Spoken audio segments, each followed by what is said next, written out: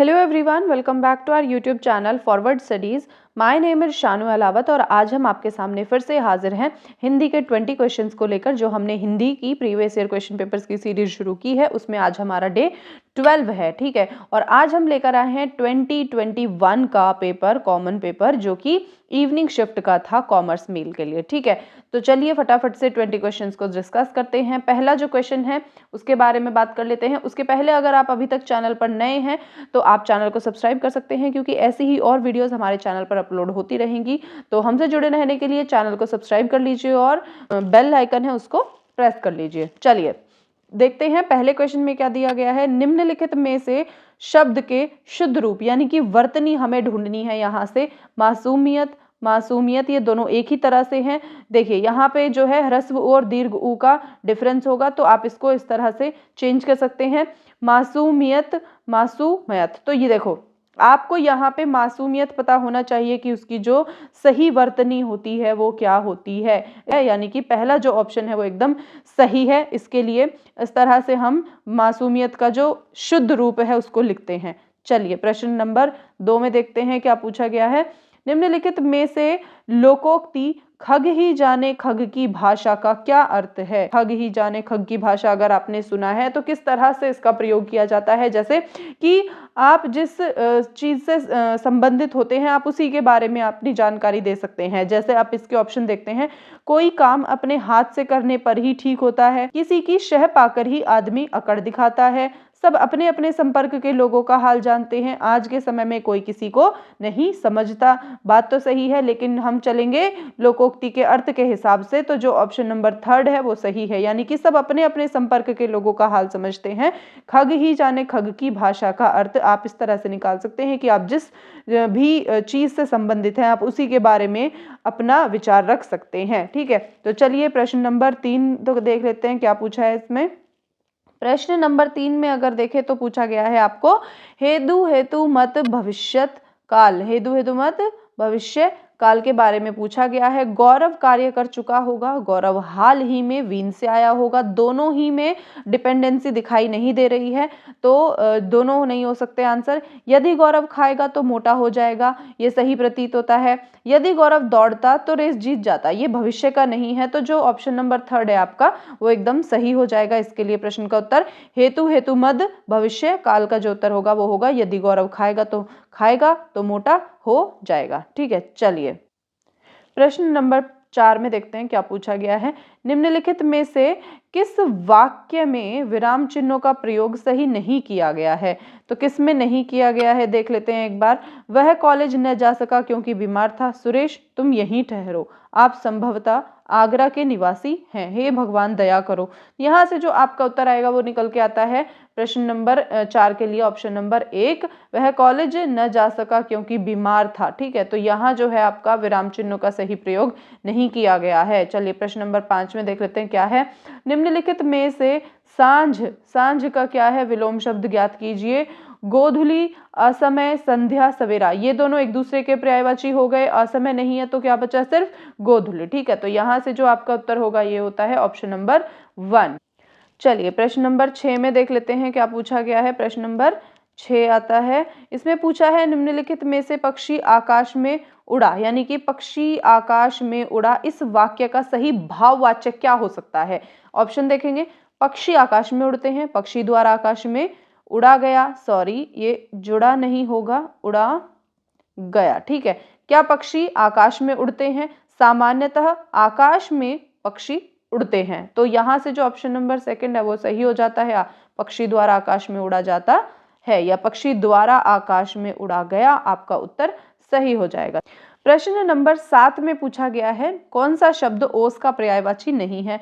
तो पहले तो ओस के पर्यायवाची देख लेते हैं कौन कौन से होते हैं। जैसे कि हिम, हिम के बाद आप लिख सकते हैं पाला, पाला, शीत बूंद, शीत बूंद, इसके साथ साथ लिख सकते हैं निहार, निहार, प्रालय, प्रालय, ठीक है।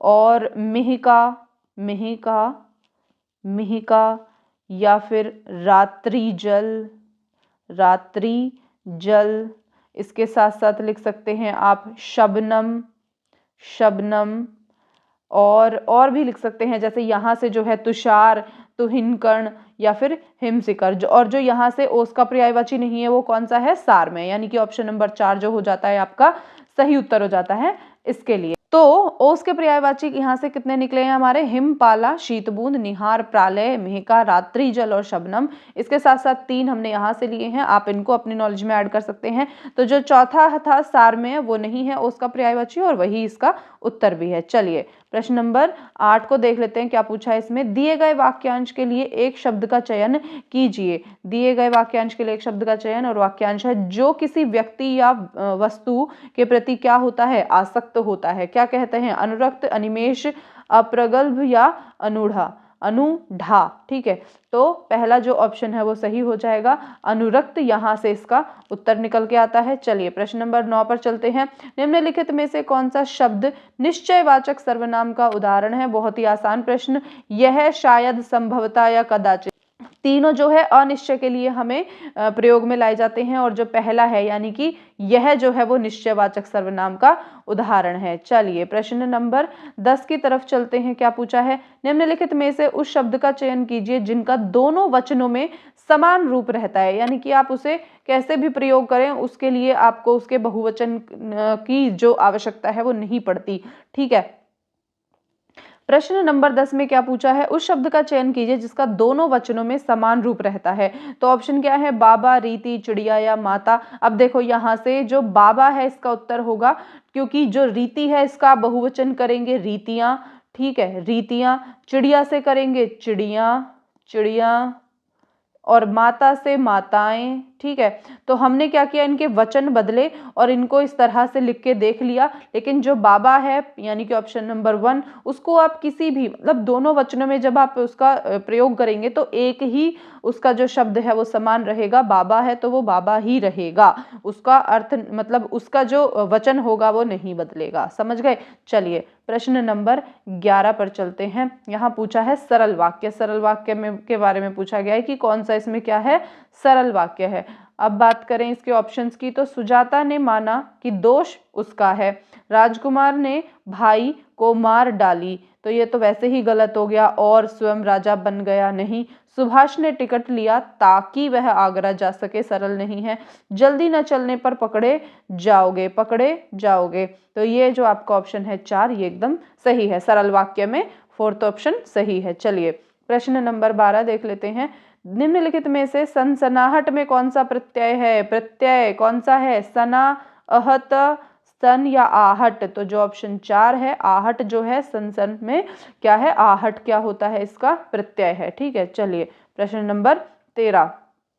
प्रश्न नंबर 13 में पूछा गया है मुहावरे का अर्थ बताना है, और क्या लिखा है उसमें, लज्जित होना। क्या लिखा गया है, लज्जित होना। यहाँ से देख लेते हैं एक बार इसके ऑप्शंस को। लज्जित होने के लिए मुहावरे का अर्थ क्या होगा, औने पौने करना, उम्र का पैमाना भर जाना, एक आंख से देखना या ओस पड़ जाना। लज्जित होना वही है आपका शर्मसार हो जाना। तो जो ऑप्शन नंबर 4 है यानी कि इसका जो अर्थ इस तरह से आएगा, ओस पड़ जाना। ठीक है, मुहावरे का अर्थ लज्जित होने के लिए प्रयोग में आएगा, ओस पड़ जाना। चलिए प्रश्न नंबर 14 देखते हैं, इसमें क्या पूछा गया है। निम्नलिखित में से कौन सा शब्द यण स्वर संधि का है, यानी कि ऑप्शन में क्या क्या दिया गया है, भावांतर, मध्वालय, भास्कर या यथार्थ। अब जैसे जो यथार्थ है, यथार्थ यानी कि यथा जमा अर्थ, यथा जमा अर्थ, तो ये हो गई आपकी दीर्घ संधि। ठीक है, कौन सी हो गई, दीर्घ संधि हो गई। और जो ये भास्कर है ये हो गया आपका भा जमा कर यानी कि विसर्ग संधि। ठीक है, विसर्ग संधि ये आ गई आपकी। और जो मध्वालय है ये आपका आएगा उत्तर इसका सेकंड वाला। ठीक है, मध्वालय, इसको कैसे लिखेंगे, मधु, मधु जमा आलय। ठीक है, मधु जमा आलय, और यहाँ से आपकी निकल के आती है जो यण स्वर संधि। तो यहाँ उत्तर जो हो जाता है आपका वो कौन सा हो गया है, सेकंड वाला। ठीक है, चलिए प्रश्न नंबर 14 के बाद देखते हैं अगले में क्या पूछा है। 15 नंबर प्रश्न में पूछा गया है अर्ध तत्सम शब्द कौन सा है, अर्ध तत्सम शब्द कौन सा है। देखते हैं, बच्चा, आग, आखर या कारज। तो यहाँ से जो कारज है आपका वो है आपका अर्ध तत्सम, क्योंकि जो आखर है ये है आपका तद्भव, ठीक है। आग जो है ये भी आपका तद्भव शब्द है और बच्चा भी क्या है आपका तद्भव शब्द है। यहाँ से जो ऑप्शन नंबर 4 है वो आपका सही उत्तर निकलता है। कारज है आपका अर्ध तत्सम शब्द। चलिए प्रश्न नंबर 16 देखते हैं क्या पूछा है।